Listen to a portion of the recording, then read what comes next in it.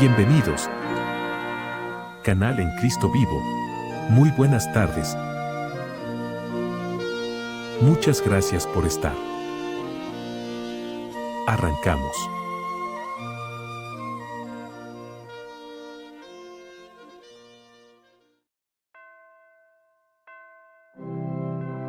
Transmitiendo para todo el mundo, Canal en Cristo Vivo.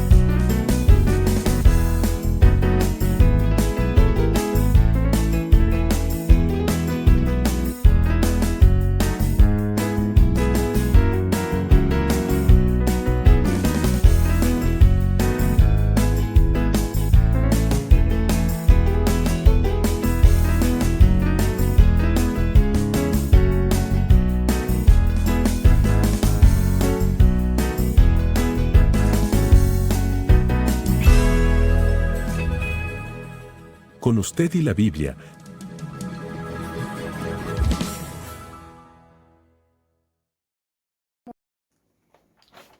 Muy buenas tardes, bienvenidos al programa Con usted y la Biblia. Que tengan muy buenas tardes, gracias por acompañarnos en esta tarde. Y bueno, en este momento comenzamos con esta transmisión y hemos estado hablando sobre el tema de la iglesia, ¿no? Y hemos estado hablando diferentes temas sobre el tema de la iglesia y hoy la gran pregunta es si hay unidad, si hay unidad entre los hermanos de la iglesia o no las hay, ¿no? Entonces, para ver un poquito este tema, tenemos que ir a la Biblia en el contexto de cómo fue en la iglesia primitiva, que hasta donde vimos la última transmisión, la iglesia estaba en un estado, digamos, de euforia, todo comenzaba, todo estaba bien, todo estaba unido, y había algo que quedó resaltando, que ellos tenían una sencillez de corazón, eran unánimes. Entonces la pregunta es, ¿sencillez de corazón qué significa? Significa que es una persona honesta, simple, humilde, dispuesta, sumisa. Como por ejemplo un niño. Un niño cree todo lo que le dicen, no se opone, siempre cree a su papá, a su mamá. Yo sé que hay algunos casos que no, porque hay niños rebeldes también, pero vamos a hablar de un niño normal, ¿no? Un niño de esos que escuchan, que te prestan atención, que están como animados en estar escuchando, y más cuando papá o mamá habla, ¿no?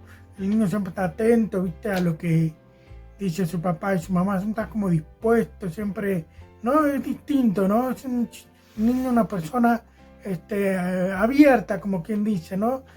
son muy dóciles, como quien dice. Obviamente ese ejemplo estoy tratando de usar porque yo sé que hay niños que son rebeldes, opuestos, no quieren hacer caso. Bueno, pero al principio no eran así esos niños. Esos niños eran muy sumisos. El problema es que los mal acostumbraron, ¿no? Bueno, entonces, esto es un ejemplo de un corazón sencillo, de una persona humilde, sumisa, dispuesta, honesta, simple, ¿no? Como que es una persona dócil.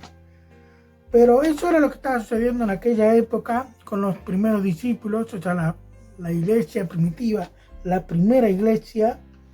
Pero esto empezó como a ir cambiando un poco. Si lo vamos a ir a Hechos capítulo 5, del 1 al 12, ahí vamos a ver porque si es correcto o no que haya unidad, ¿no? Si es correcto que haya unidad en una iglesia o no, cómo sería el tema.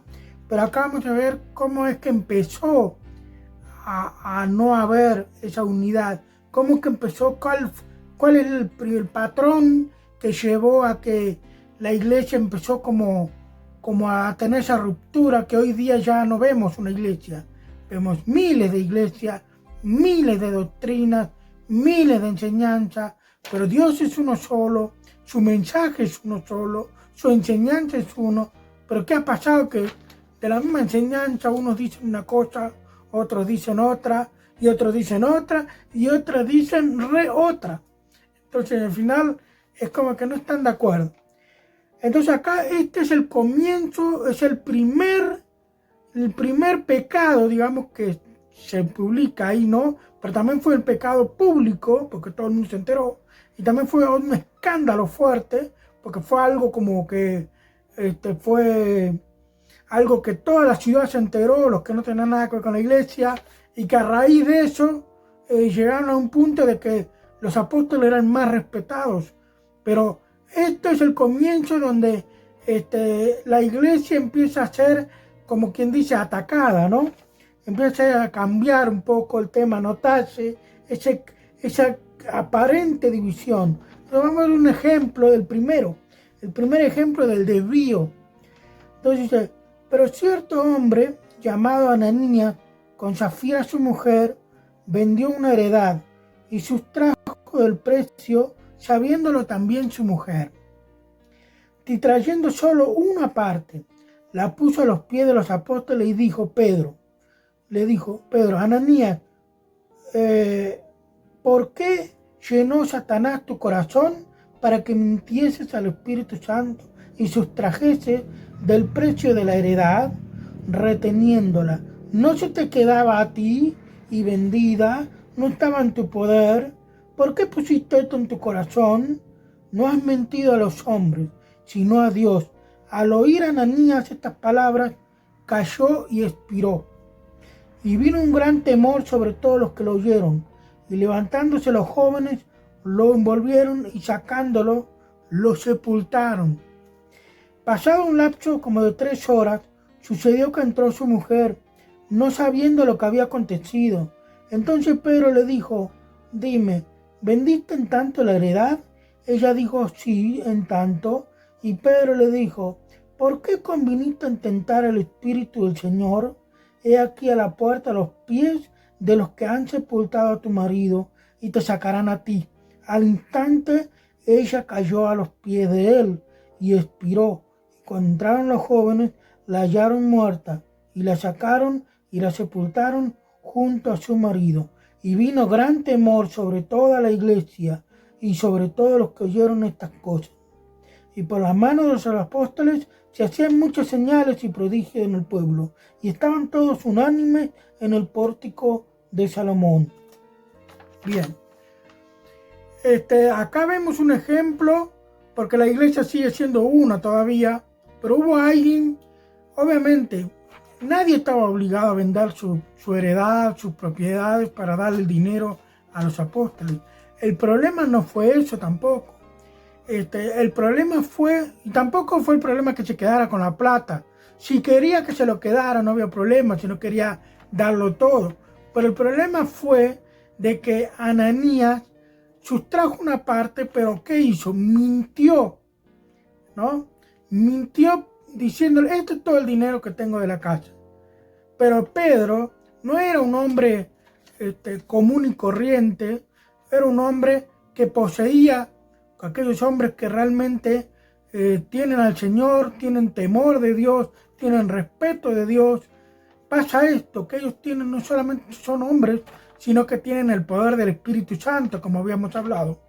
Y Pedro tenía el Espíritu Santo de Dios dentro de sí, y no solo él, sino los que estaban ahí, los apóstoles.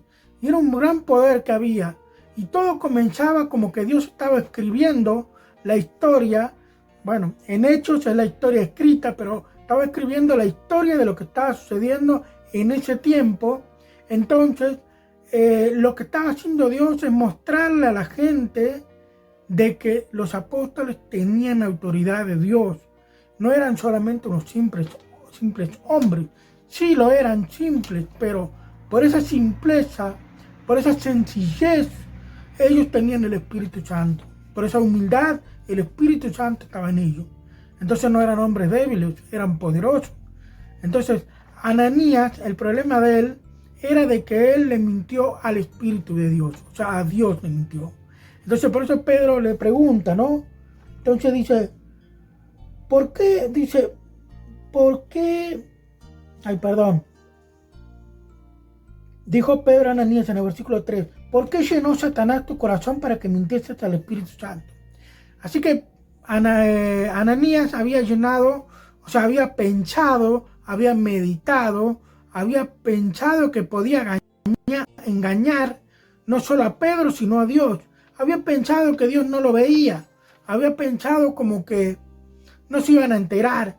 Una jactancia tan grande, una arrogancia tan grande, pero no fue algo que él decidió, aunque es algo que decidió, pero Satanás estuvo trabajando en su corazón, en su mente, estuvo dándole la idea errónea, haciéndole pensar equivocadamente, pero él decidió aceptar la idea de hacer el mal, aceptar el mentir al Espíritu Santo, el creer que el Espíritu Santo no veía nada, el creer que Dios no veía nada, el creer que no se iban a enterar, que él iba a quedar como, mirá, acá traje lo que vendí, miren la platita que traje, para que vean que soy un buen hombre, ¿no? Y ese el orgullo, que también muchas veces el orgullo ha sido el estrago de toda la humanidad desde que comenzó la fundación del mundo, desde que comenzó Adán y Eva, fue precisamente el orgullo quien se interceptó entre la relación entre Dios y el hombre. Entonces, Ananías tenía ese orgullo y ese pensamiento pecaminoso de decir, bueno, no van a saber. Pero Pedro le dijo en su cara cómo era que iban a mentir, cómo que iban a atentar al Espíritu Santo, ¿no? Que no solo había mentido a los hombres, sino a Dios. Entonces Dios hizo que Ananías al instante muriera, porque dice que murió como un paro cardíaco fulminante. Hay que entender que la humanidad, las personas, los creyentes, pueden hacer lo que quieran, pero tienen que saber y pensar que Dios tiene control de tu vida, por más que tú seas un rebelde, por más que la iglesia no sepa, por más que tu familia no sepa, pero Dios ve todo lo que hay en tu corazón. Y cuando Dios ve todo lo que hay en tu corazón, ten en cuenta que la paciencia de Dios es larga, pero en algún momento se corta, se termina, basta, hasta acá nomás. Dios dice, hasta aquí, porque no van a cambiar. ¿Para qué vamos a seguir tratando con él? Entonces, ahí está lo que pasa, que ha habido muchos cristianos, y aún en la Biblia se menciona, de que duermen. Dios le quita la vida. Él es el autor de la vida, y él tiene el derecho de darla como un regalo, y también tiene el derecho de quitarla. Nosotros no somos dueños de nada, ni de nuestra propia vida. Entonces hay que entender que acá Ananías murió al instante no porque a Dios se le antojó, simplemente porque menospreció a Dios, pensó que Dios no lo iba a saber, que Dios no tendría ningún poder, o que Dios no iba a saber nada, que los iba a engañar. Entonces Dios lo hizo como ejemplo. Ahora no solo pasa eso, sino de que ahora, después que no fue enterrado por los jóvenes, pero 3 horas después a su mujer le hizo la misma pregunta. Dense cuenta que su mujer, Zafira, podía haber vivido, pudo haberle dicho a Pedro, no, sí, en realidad sustrajimos una parte, hubiera vivido, pero Ananías, Zafira, hizo exactamente lo que pensaba su marido. Pensaba que iba a engañar a Dios, iba a engañar al Espíritu Santo. Entonces ella mintió también ahí, y 3 horas después que ella apareció ahí, o sea, después que murió Ananías, aparece ella, pasa la misma pregunta, ella miente como su marido, y también Pedro le dice, ¿no? Que le informa que su marido fue enterrado y que ella también, y al instante ella muere. Como que Pedro decía y se cumplía. Eso, como yo le dije en un principio, la transmisión pasada, que los apóstoles tienen tanto poder, no porque fuesen especiales, simplemente porque Dios estaba tratando de darles autoridad a aquellos 12 hombres, los que iban a dejar cimentada la iglesia, el crecer, el motor andante de la iglesia, el comienzo. Entonces, Pedro tenía autoridad de Dios y tenía, por lo tanto, poder de Dios para hacer lo que se veía. Entonces, eso fue un ejemplo tan grande que ahí dice que tuvieron temor. Todos los creyentes ahí, toda la iglesia tuvo temor. Se dio cuenta de que era cosa seria lo que estaban viviendo. La relación que había con Dios era algo serio. El mentir a Dios era algo serio. Era un ejemplo para que no cometiesen el mismo error. Pero al punto de ese escándalo que se desató, se enteró todo el pueblo, toda la ciudad estaba enterada, sabían de los milagros, los apóstoles hacían milagros, les traían a Pedro enfermos, y todo era una cosa que ellos tenían tremenda fama en aquel entonces. Y la iglesia todavía era una. Satanás tiró un dardo a la iglesia, pero en ese momento usó a Ananías y a Zafira, pero no funcionó. Ahora entendemos por qué sucede esto, que no hay unidad. ¿Qué es lo que pasa para que no haya unidad? Pues lo primero que pasa es que Satanás es el autor de la desunidad de la iglesia. Satanás es el que ha sido, el que siempre está trabajando para que la iglesia sea derrotada, la iglesia sea humillada, la iglesia sea destruida, pero nunca prevalecerá. La iglesia jamás será destruida, porque es una promesa que Jesucristo, cuando habló con Pedro, y las puertas del Hades no prevalecerán contra ella. Siempre la iglesia existirá. Habrá problemas, habrá mal testimonio como los hay, habrá crítica, habrá lamentablemente todo lo que vemos en las iglesias es horrible. Pero aún la iglesia está de pie. La iglesia verdadera está ahí. Hay que buscarla. Y esa iglesia aún sigue en pie, aún sigue fuerte como aquel día. Solo que hay muchas iglesias. ¿Por qué? Porque Satanás mostró acá su ejemplo. Empieza a poner en el corazón del hombre, pensamientos diferentes, ideas diferentes. Siempre la idea que Satanás le pone al hombre es pecar.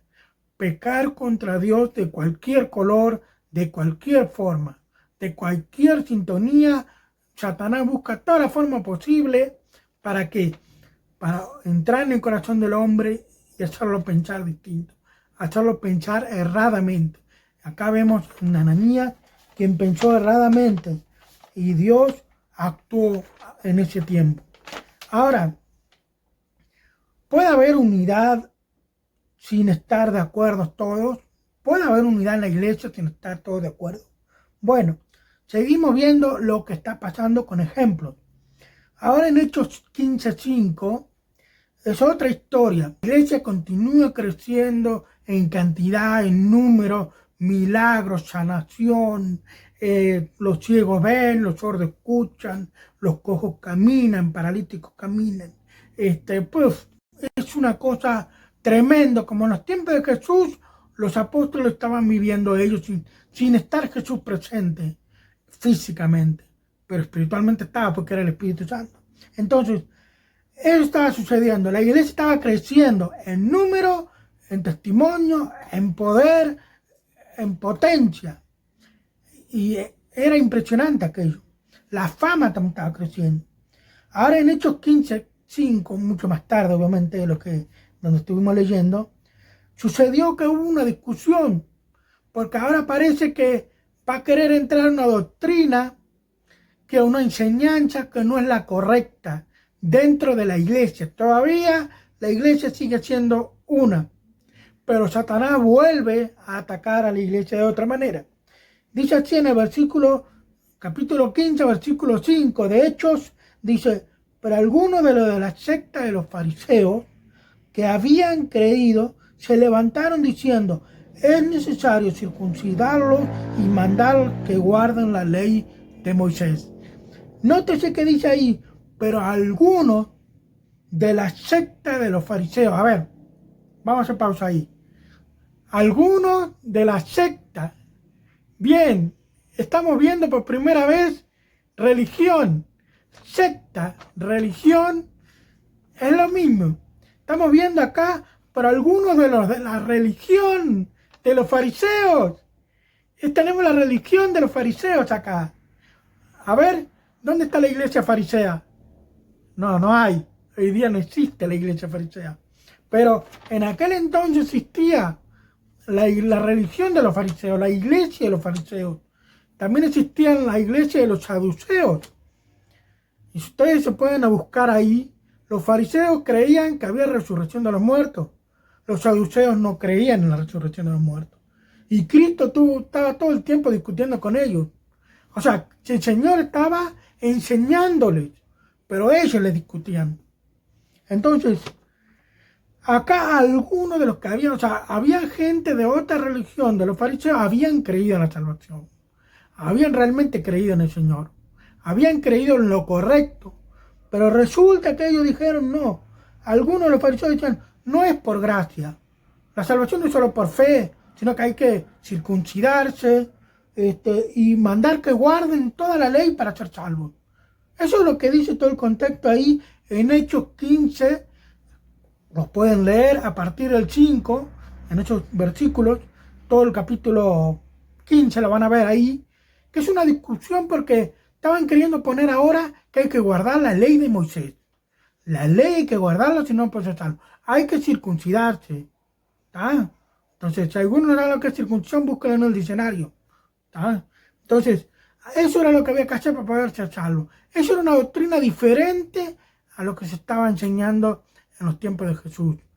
Pero ¿qué pasó? La iglesia, mira que los líderes, Pedro, todos estuvieron conversando y obviamente el testimonio de lo que estaban viviendo, la situación que estaban viviendo, las escrituras, con las escrituras, combatieron esa falsa enseñanza, porque callaron, dice ahí. Lo pueden buscar y dice, cuando los apóstoles hablaron, cuando uno de ellos habló, callaron. ¿Por qué? Porque les estaba mostrando las escrituras. Les estaba mostrando que Pedro presenció la conversión de los gentiles. Gentiles son personas que no son judías. Si tú no eres de Israel, no eres judío, no eres israelita, tú eres un gentil. Yo también soy gentil porque no soy judío. Entonces todos los que no somos de Israel se nos llama gentiles. Entonces los gentiles recibieron el Espíritu Santo tal cual como cuando con los israelitas. Porque para ellos fue primerizo. Ellos fueron primerizos en ver eso. Porque ahora sí nos estamos acostumbrados. Pero para los apóstoles era algo nuevo. Porque para ellos el Israel decía, los gentiles son mundanos, son paganos, son inmundos, no merecen nada. Porque según ellos tenían esa creencia. Pero Dios les mostró que no. Que Él aceptaba al gentil que tenía un corazón sencillo, un corazón humilde, un corazón sumiso. Entonces, vieron ellos la conversión de los gentiles. Y ahí se callaron los fariseos. Es algunos fariseos quedaron callados. Lo mejor para convertir una iglesia que cree en enseñanzas incorrectas, con la Biblia. Con la Biblia es lo mejor. La Biblia es la herramienta para combatir las enseñanzas equivocadas. Hay herramientas en la palabra de Dios para combatir diferentes doctrinas. Bueno, y acá vemos, algunos de los de la secta, de la religión de los fariseos, querían imponer una norma distinta. Segundo ataque que vemos de parte de Satanás sobre la iglesia aún era una sola. Entonces, ¿cuál es la solución? Bueno, vamos a la solución. La solución está en 2 Timoteo, capítulo 2, de 23 al 26. Dice así, aparece en pantalla: pero desecha las cuestiones necias e insensatas, sabiendo que engendran contienda, porque el siervo del Señor no debe ser contencioso, sino amable para con todos, apto para enseñar, sufrido, que con mansedumbre corrija a los que se oponen, por si quizá Dios les conceda que se arrepientan, para conocer la verdad y escapen del lazo del diablo, en que están cautivos a voluntad de él. Nótese que aquellas personas que tienen una enseñanza equivocada, una enseñanza errónea, que creen algo erróneo, están cautivos de parte del diablo. Satanás los tiene engañados, Satanás los tiene cegados. Así Satanás actuó en Ananías y Zafira. Fue una enseñanza errónea que ellos tuvieron, pagaron con su vida. También aquellos fariseos, algunos de la religión fariseos también estaban cautivos por Satanás. Y así muchas iglesias están cautivas por Satanás, están engañados por Satanás. Satanás invade, destruye, entra, roba, hace lo que quiere, no respeta. Satanás violenta a la iglesia. Entonces debemos entender que tenemos un enemigo que está como león rugiente buscando a quien devorar. Satanás es un león, despedaza las iglesias. Hasta el día de hoy lo hace. Y desde el principio intentó con la iglesia, pero no pudo.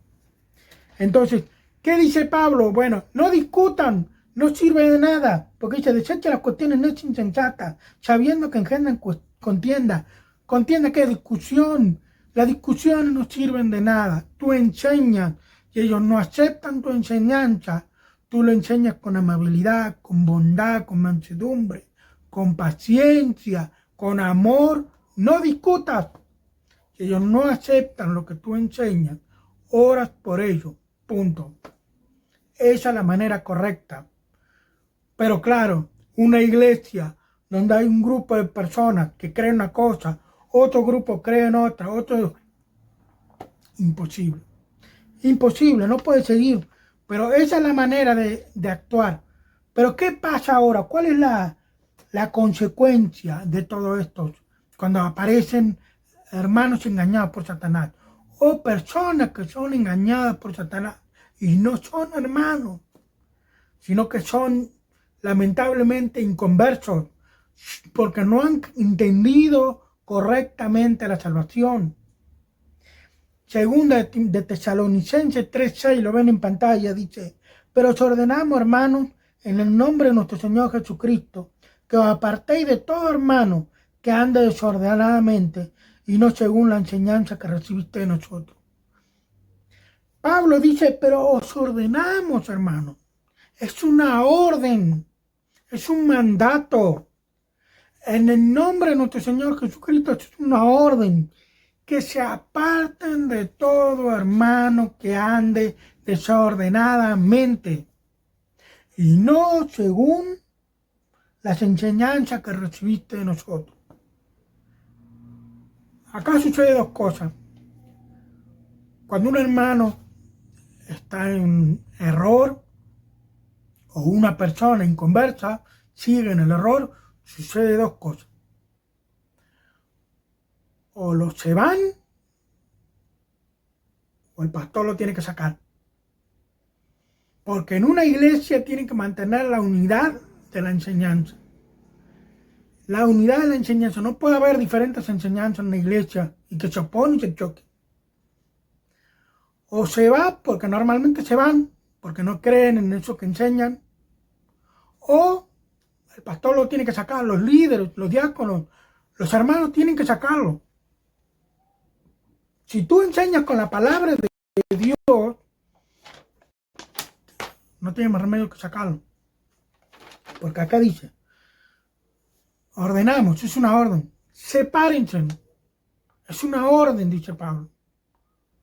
Esa es la consecuencia. Va a haber separación, ya sea porque la persona no acepta la enseñanza, porque está cegado, o tú tienes que sacarlo para no contaminar la iglesia con falsa enseñanza.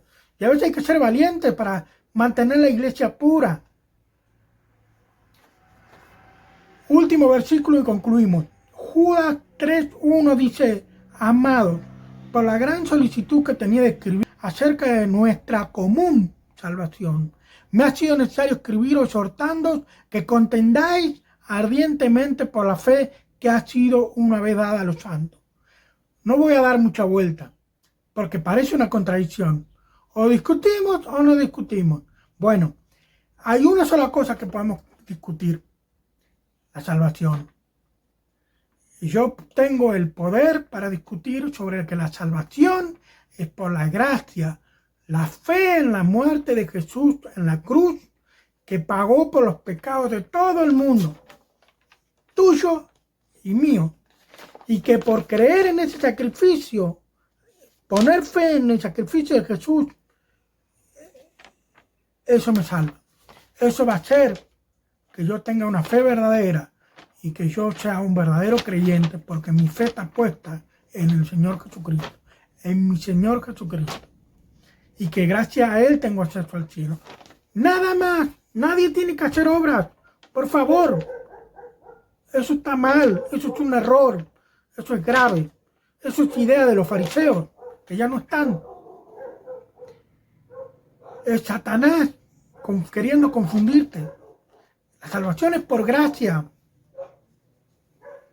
solamente por la fe en el sacrificio de Jesús en la cruz, que murió y resucitó al tercer día, y que su muerte paga por mis pecados, que Él me perdonó por esa muerte. Punto y aparte. Entonces, podemos discutir, según Judas, solamente por la salvación. Solamente por la salvación. Porque es llamado por la gran solicitud que tenía de escribir acerca de nuestra común salvación. Me ha sido necesario escribir exhortando que contendáis ardientemente por la fe. Vamos a discutir por la fe. Vamos a discutir que es por fe. Esa es la única manera. Después, si me van a hablar de fábulas, genealogías, doctrinas raras, sigue hablando solo. Yo me voy. Si me hablan con la Biblia, me demuestran que es bíblico, ese es mi compañero, ese es mi hermano. Hay que ser valiente, pastor, para mantener tu iglesia limpia. No dejes que hagan con tu iglesia lo que quieran. No dejes que la iglesia te mande. Tú eres una autoridad de Dios. Con la palabra de Dios tú mandas. Tú tienes autoridad. A Pedro no lo iban a pasar por arriba así nomás. Se cayó muerto, pues. Entonces, vamos a entender que no puede haber unidad cuando hay diferentes hermanos que enseñan diferentes cosas. Si los hermanos pueden tener diferentes convicciones, pero no muy lejos del grueso, la única diferencia que podemos tener entre hermanos de la iglesia tiene que ver con puntos de vista no contradictorios con la palabra de Dios. Podemos pensar un poco distinto algunas cositas mínimas que no están claras bíblicamente, pero eso no cambia el grueso del mensaje. No cambia la idea importante del mensaje. No cambia la dirección de la iglesia para nada. Para nada. Porque la Biblia contiene la enseñanza necesaria para mantener un solo rumbo. Por ejemplo, vamos a lo sencillo. En las iglesias celebran la Cena del Señor. Es un memorial, un recordatorio de aquella noche que Jesús tomó pan, lo partió y dijo, esto es mi cuerpo. Y después tomó la copa y dijo, esta es mi sangre que por vosotros derramada. Es un recordatorio de lo que hizo Jesús aquella noche. todos pensamos correctamente en eso, que aquí, perfecto, está todo bien. Pero podemos decir que algunos dicen, bueno, vamos a tener la mesa del Señor.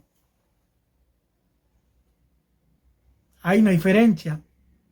Lo que estamos recordando es la cena del Señor. Pero hay pastores que tienen la cena de día y no le pueden llamar cena, simplemente le dicen la mesa del Señor. No está siendo 100% bíblico, pero no es un error tampoco. Porque en sí era la mesa del Señor. Le pueden llamar la mesa del Señor también. Pero, cosa que a mí me sorprendió porque estaba acostumbrado a escuchar la cena. Pero no cambia lo que hace. ¿Qué significa? El sentido no lo cambia.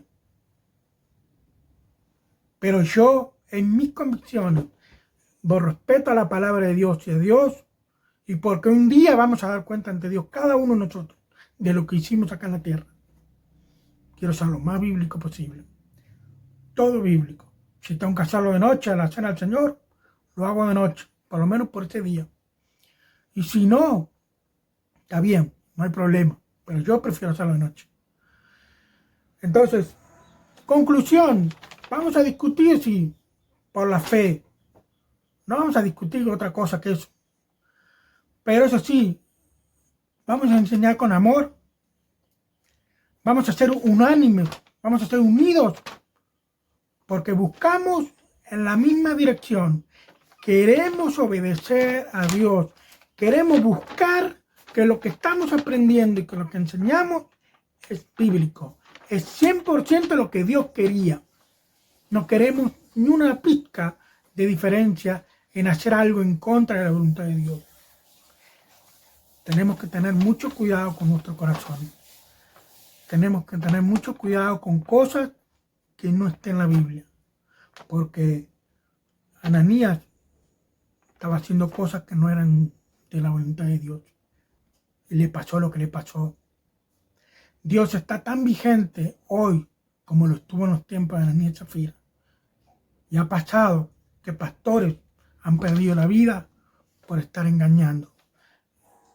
Y también han sido descubiertos para que no sigan más ahí donde están. Y fueron sacados de ahí. Por eso, el ministerio, la iglesia es un lugar serio. La iglesia debe ser unánime. La iglesia no es cosa de juego. Es la obra que el Señor dejó vigente hasta hoy para que se siga haciendo. Ten cuidado. Sigue la palabra de Dios.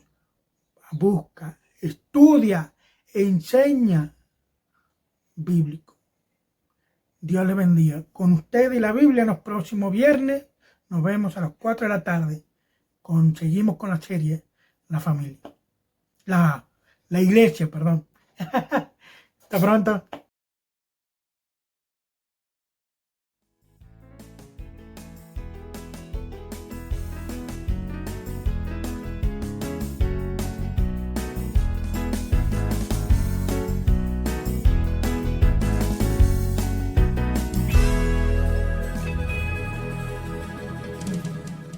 Con usted y la Biblia.